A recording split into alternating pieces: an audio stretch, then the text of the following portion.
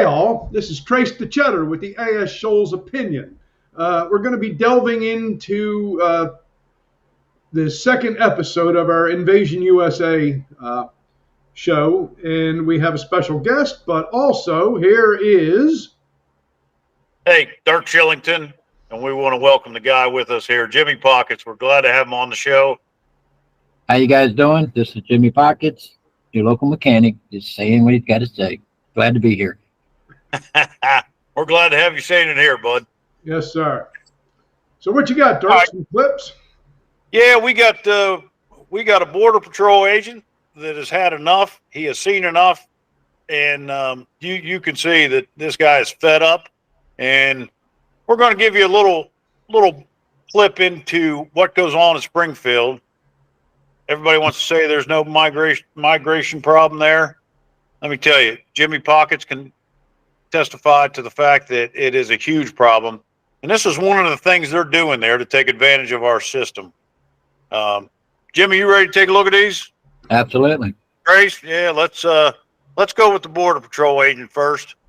And we'll take a look at this guy. Thank you all for joining today. I am sitting down with Zachary Apotheker, a current Border Patrol agent who is speaking out about the issues that he's seen unfold with the surge in illegal immigration under the Biden-Harris administration. Zachary, thank you so much for joining me today. Given that you're a current Border Patrol agent, you definitely are up against a lot when you decided to speak out about the situation at the southern border and actually the northern border where you work currently. Could you tell me why you decided to ultimately come forward? Of course, ma'am. Thank you very much for giving me this opportunity. I think it's very important for the public to know. First and foremost would be love of God. Second would be love of my country. I haven't done nearly as much for this country as many other men and women who have sacrificed everything, literally everything in their families. They've given the greatest sacrifice, their life, but also men and women who are in the military constantly doing everything that they can, and people that fought in wars. So my love of country would come second, and third would be my love of my family. I see what this country is turning into right now, and I don't want my family to have to suffer the consequences. And if they do have to suffer those consequences, I want to be able to say that I tried to stop it and I spoke out against it. Tell me what you've seen that you want the American people to know from the perspective of a Border Patrol agent. What do you see, from when you were working on the southern border? Because you did start out there, and then you moved up to the northern border into one of the hardest hit sectors. So tell me, what were some of the alarm bells that you wanted to share? Well, the biggest one would be no biographical information for children under 14 years old. We see now in the news that's over 300,000 children missing. We don't have any data on them, and we're not checking the addresses that we're sending these children with these people to, and we're not connecting these families. We have no actual proof other than the documents they may or may not give us that these children are with these people. They could be drugged. They could just be forced to say that this is my dad. They could be coming into the country, then leaving the country and being rented out to another family to come. We're just sending numerous thousands and thousands and thousands of people into the country, giving them money, giving them plane tickets, not us, but NGOs, non-governmental organizations, giving them resources that really should be going to the American people. I'm an apolitical person, and I just wanted to do my job and protect this country. But when I see people from another country coming here, getting resources beyond what the American citizen can get, that's where I have to draw the line. And then they're going out and committing crimes, and we're still not removing them. And American citizens are being killed. Women are being raped. And I just want to read these four names: Kayla Hamilton, Lincoln Riley, Rachel Morin, Jocelyn Nungaray. I'm sure there's more, and if I'm missing you, I'm sorry, but those names haunt me because we're allowing these people to come in, we're encountering them, and we're giving them resources to come into the country and commit crimes. What I want the American people to know is that what you're hearing is basically true. I haven't seen anything more. I don't have any information that you don't know. But what I've seen the amount of people, and it's going to be bad. However bad you think it is now, it's only going to be worse. These people are having children, and they're coming here, and I don't believe it's legal. They're not showing up to their court dates. They're not being removed, and they're getting resources, and that's wrong. Is that what's happening now? Are those people? No, thousands, if not millions of people are presenting themselves with neck pillows, telling us to hurry up, I want in, and I'm hungry and I'm thirsty. Well, if you're so hungry and thirsty, why'd you come to my country? So I could feed you? That ain't my job. I ain't a babysitter. You came here expecting what? I never put my hand out. I work for everything I have. Go back in my history, never took a dime from nobody. And you want to come here and get free stuff that you should be ashamed of yourself. That's cowardly. That's not what people should be doing. If you have able body and sound mind, you should stay in your own country, work, and do what's right. Don't come here expecting me to pay you to eat and pay you to sit around, get all these free benefits. I don't mind doing that for people that need it, that fought for me and for and fought for my freedom. We had a 20-year war. There's a lot of veterans that went out there and they came back without arms and legs and missing body parts. They're missing body parts. They can't get the care they deserve. They got to start private funds. Why aren't we taking care of those people? But yet these bums come from other countries and they want their stuff. You're taking stuff away from them. That ain't right, and I ain't doing it no more. I don't want to do it no more. I'm going to speak out, and whatever happens to me happens to me.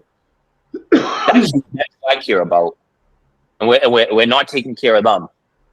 Well, Zachary, I can't thank you enough for speaking with me. Against all odds, of course, you are doing this and you're willing to lose everything. And so I appreciate it. And we can all hear in your voice just how strongly you feel about this issue. And I thank you for your honesty here. The passion in that young man, and there's no denying that was real. Well, you know he's not alone. They done said they're going to do a mass exodus from the Border Patrol if Kamala Harris wins. So he's not alone. Well, and here's the thing. Let's look at the end of this video where she says, "We appreciate you being willing to lose everything." What are we saying as a society? If you speak out, if you tell everybody the truth, and you're passionate about your country, that somebody's going to take your life from you. Maybe not take your life, but you're endangering everything you have and everything you've worked for. I think it's god awful. This guy to me is a hero. Oh, absolutely. For sure. The problem is, go ahead. Sorry. No, go ahead. Go ahead, Jimmy. Like I was saying, when you become a whistleblower, it depends on the side that you're coming from to be a whistleblower. If you're on the left, you're protected. If you're on the right, you're demonized. So he's definitely going to be targeted in some way or another, and it's not going to be good for him for a short period of time. But more and more people need to speak up and take their chances. And even with this little story here in town, I mean, I got a target on my back locally, so it is what it is. He probably knew the consequences when he took that interview, so he's willing to do it. So yeah, he's a hero. He's risking everything. Well, and he breaks it down to its simplest point that all of us understand, but Washington doesn't. It's resources. It's freaking resources. I got nothing against these people. Do it legally. Welcome. But you're taking resources that we have worked for, and our families and our friends, all of our citizens, and you're giving them to people that do not deserve them, are not entitled to them, and then you're calling it racist when we say, no, it's not right, right? We're racist then. But he broke it down. It's all about resources. Again, follow the money, right? Well, you look at the stress that this guy is under, seeing this every day, dealing with it, and we all know what this was for. The whole thing's done wrong. These people were supposed to stay in the first country that they come to when they're seeking asylum. Well, that's not here. We're the third, fourth, fifth country that they're getting to. So, but we're allowing it because our current administration wants their vote to get in office. That's what these people, our administration, I'm going to call these people, that's what they're willing to do to everybody in this country and subject us to, is all this insanity. And Jimmy, you live it every day, brother. You're in it, ankles deep, and they don't mind what you have to go through. They just want to get votes to get back in office, and I think that's disgusting.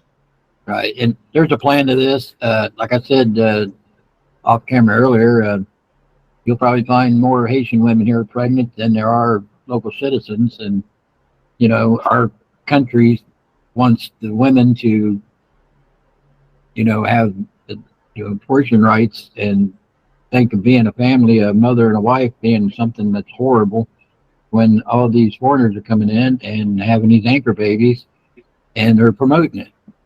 Well, what'd you just say there, Jimmy? I think that's a good term, and I think people need to be familiar with the Anchor whole baby.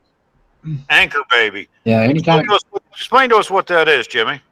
If you are a foreigner and you come to this country and you get pregnant here or are actually already pregnant when you get here and your child is born here, your child is now a U.S. citizen. That doesn't mean the parents are, but you can't kick the parents out of the country without kicking the child out of the country. So it becomes an anchor baby. So Yeah. I need to change the law on that if you have a child in this country and you're not a U.S. citizen, it doesn't automatically make you capable of staying here. That child should stay the nationality of the parent until something is done to make them a U.S. citizen, or if not, they can send them back home. Make sure the hospital bill's paid first, right?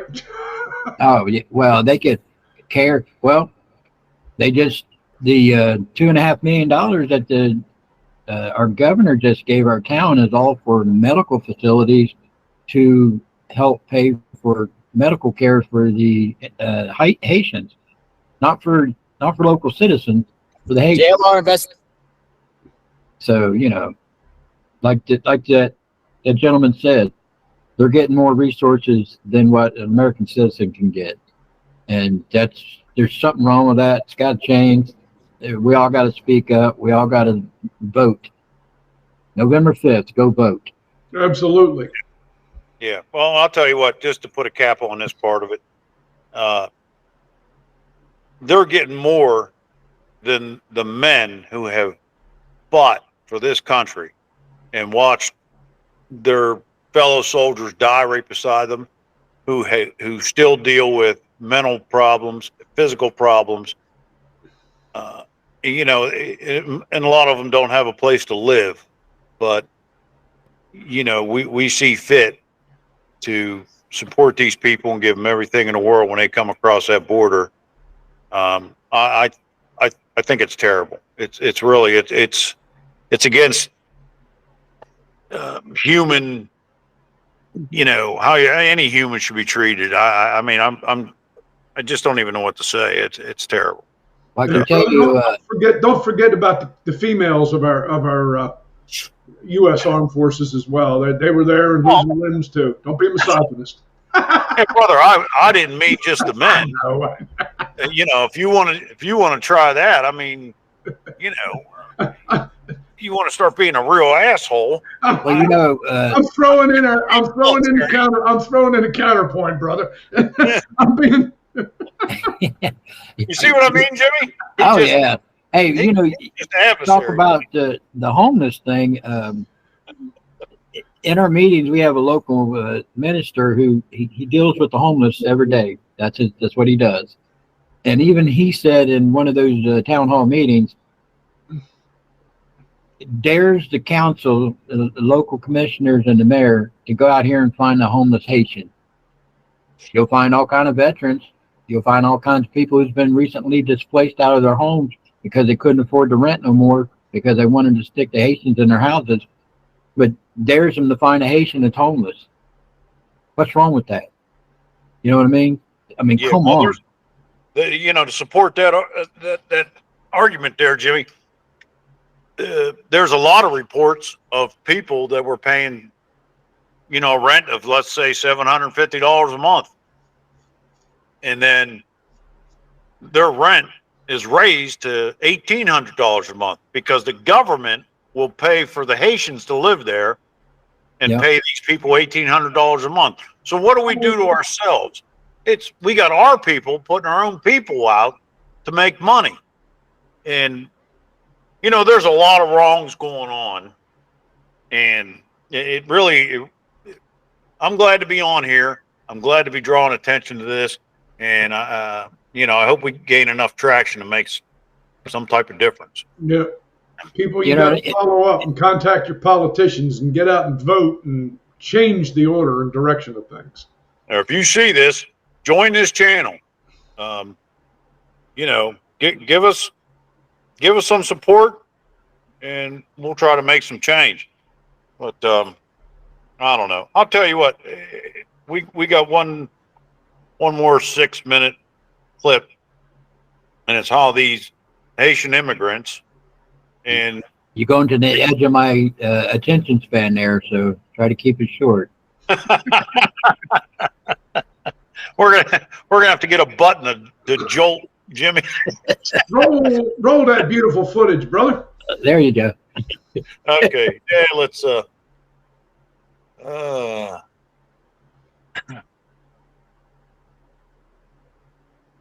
yep, here we go. All right, we're still going. There it is. All right. Oh, JLR. Yeah, he does. Investigative reporting. JLR investigates, boots on the ground. I am in Springfield, Ohio, covering the Haitian migrant crisis. I am out front of Walmart, and I am here with Magnolia Investigates. Hello, Magnolia. Hello. So we've learned something today by being boots on the ground. What have we learned? And why are we at Walmart? We heard from a Walmart employee who was telling us a little bit about the receipts that have been going around on social media. Come take a walk with me. That allegedly show the balances of the migrants' cards, their debit cards. Apparently, all of the cards are Bank of America issued cards. And this person said that they wanted to send us a few of those receipts. But he also told us about another interesting thing. Well, let's just time out a minute. Yeah. So a Walmart employee has reached out to us and told us more or less that the Haitian migrants that come into the Walmart here in Springfield, and there's 2 Walmarts. Mm-hmm. This is one. We're not going to say who the employee is, and we're not going to say which Walmart the employee works at, but said the Haitian migrants are coming in using Bank of America debit cards for their purchase. We thought that was interesting. What does that mean? And why is every Haitian migrant using a Bank of America debit card? So that's one question. Now, what's the other thing we learned? Well, there's also, Walmart has their own delivery service called Spark that's similar to like Instacart, DoorDash, Uber Eats. And they said that they have to start checking IDs of the Spark delivery drivers that come in, because these drivers rent their accounts to each other. So basically, when you sign up to be a driver for one of these services, you have to go through the process. There's a process to get approved. You have to have your driver's license, your driver record, your insurance. You have to have everything together and be approved.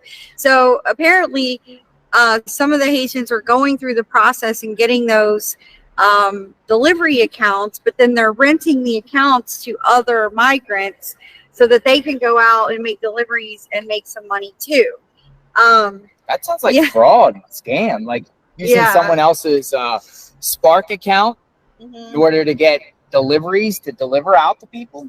Yeah, I think it's a somewhat common issue with a lot of the delivery services, because sometimes you order something and it'll say like Sharon is on the way with your delivery, but then it'll be a man that shows up instead in a different car or something. So I don't think it's unique to this situation, but it's just interesting that they've developed this way to help each other out, earn money, and do this work, even though, they don't actually, maybe they don't even have a license, So Spark, we also hear Uber Eats. I mean, a lot of the Haitian migrants are doing these delivery services through Spark, Uber Eats, Lyft, DoorDash, on driver's permits. Yeah, in a lot of cases, I think that's what's happening. So several people have mentioned that to us, that a lot of the migrants are doing these delivery type jobs around the area. It just seems like that's something they go to, and it's possibly that they're doing these renting of each other's accounts. Well, that's a violation of policy, you would think, right? Yeah. Spark policy and everything like that. Yeah. How does Spark hire people? I wonder if there's an application. Do you have to have a driver's license to work for Spark? Well, I know what he was saying was that, what they've had to do now is start checking IDs when these guys come in to pick up deliveries because of this issue. So I don't know how many they're catching that are violating policy, but I would assume if they're caught violating, that their account would be terminated or they would be fired or whatever. So, yeah, but it's a process. You have to go through. If you're going to be a driver for anything, you have to go through an application and approval process.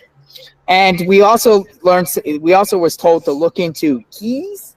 Yeah, they said to take a look at the key places around the city where you get keys made. So apparently something that the migrants are doing in these houses that they're living in, they're actually subletting to other migrants. And so they're going around and getting keys made all the time. This is like a common thing. And so that's how they're getting so many people in one house sometimes. It's just wild. All these different schemes that we're hearing about. I went to the houses that the mayor has purchased, which was purchased 1 month before the temporary protective status people started showing up, believe it or not. And you could see that they were bunkhouses. I was going to show him that. He didn't want to do it. So, Well, I mean, think what he's saying is true. It's 100% true. And they're still doing it. So they're not checking our IDs inside Walmart. Walmart's probably saying, turn the other cheek. This is giving us business. This is, good for our business or whatever. And they're not worrying about any of this. So this still happens. It's not nothing that's changed. Nothing has changed since the beginning of this whole story. Nothing here has changed. Okay. Well, I think the important thing is, he got this information out there. Yeah, I mean, you having a little bit of experience and some history or background to this gentleman. I mean, that's worth the. Well, that's my personal opinion about him. But the story is telling is true. It's 100% true. So yeah. But I think the most important point is that we're trying to dig a little deeper, right? Yeah, let's get some boots on the ground. Other right. Let's get some better information. Deeper than just this story, and we're going to have more follow up about this. We're trying to bring the world to the people and expose everything that's going on. But so the video itself, the subletting and driver's license, housing, they're using our system, they're abusing our system. Like Jimmy said before, the anchor babies, and these people are just taking advantage of us in every which way. And we, the people, we've got to figure out how to stop it, because our government's not. But we've got to stop our government. We've got to stop our leaders, because the fix is in. I mean, I Jimmy, the corporate Walmart has probably instructed their local area managers, don't do nothing, don't say nothing, just process the cash transactions, right? Keep the money rolling. Keep Absolutely. The migrants rolling. Make them, When the migrants can get through the court system and never have a violation show up on their records, I mean, that's when the fix is in. The Walmart is one thing, but when your local legal institutions, judges and all, who these people go to court with all these traffic accidents and then show zero violations before, when we know they've been in 2, 3, or 4 accidents and never have a violation show up on the record. I mean, how do you combat that, I guess? Yeah. How does that happen? Well, who allows that to happen? Yeah. I mean, I don't know. I mean, the judge is the only one that has that kind of power, I think. What did you say, Trace? Sorry, No, Trace. no, and look at the mindset. Here we are.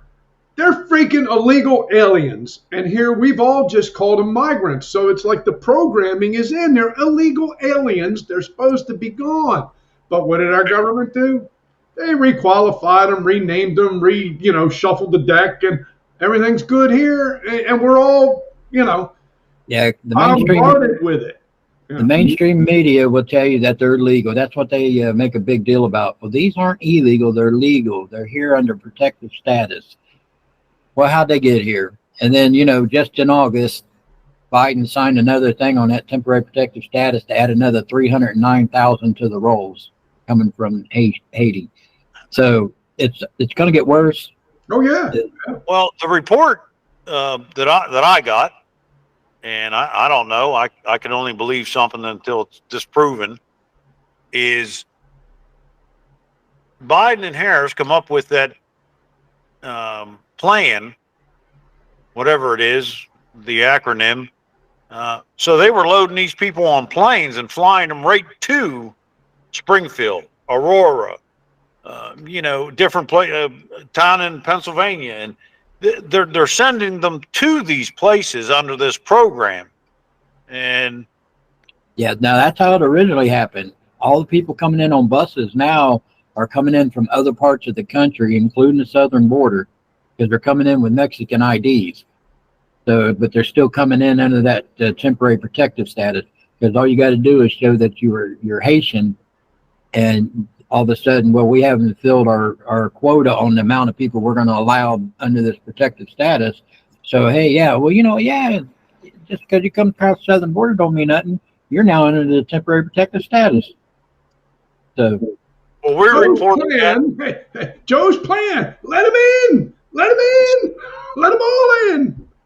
Well, we reported that on that show with Libby, the young lady, that even with the Mexican identification, that they can go buy firearms.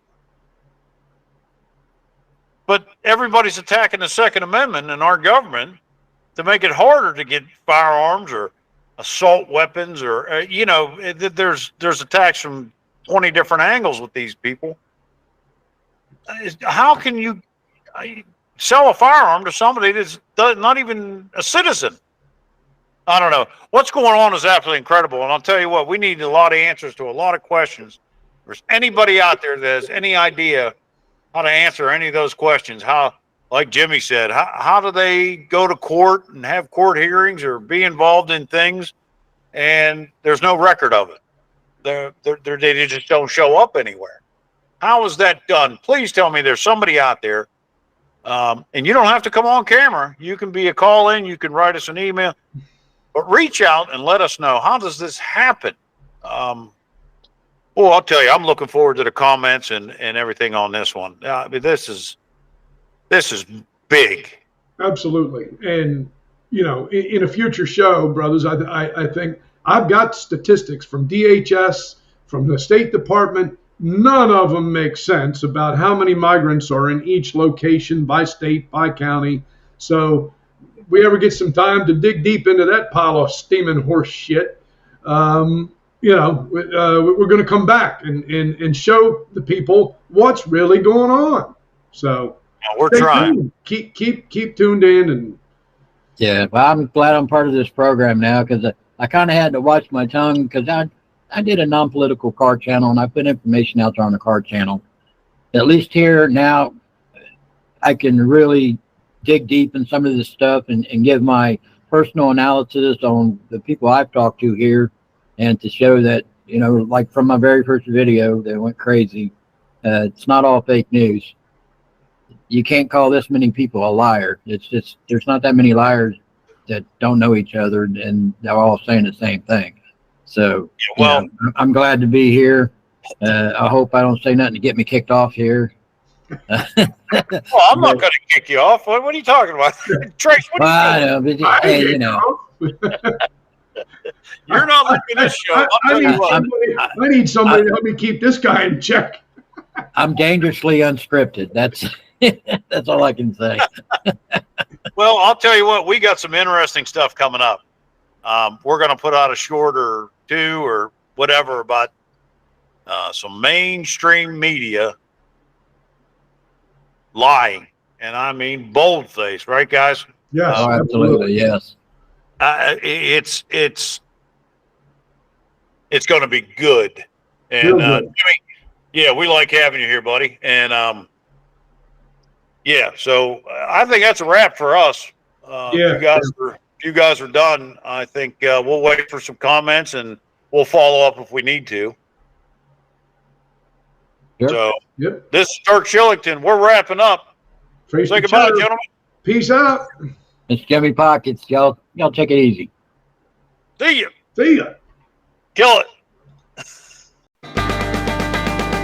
Hey, y'all. Thanks for watching. Hit us up. Let us know what you think or what you know. There's plenty more good stuff to come. Click like, subscribe, and become part of the A.S. Shoals Opinion. That's all, folks.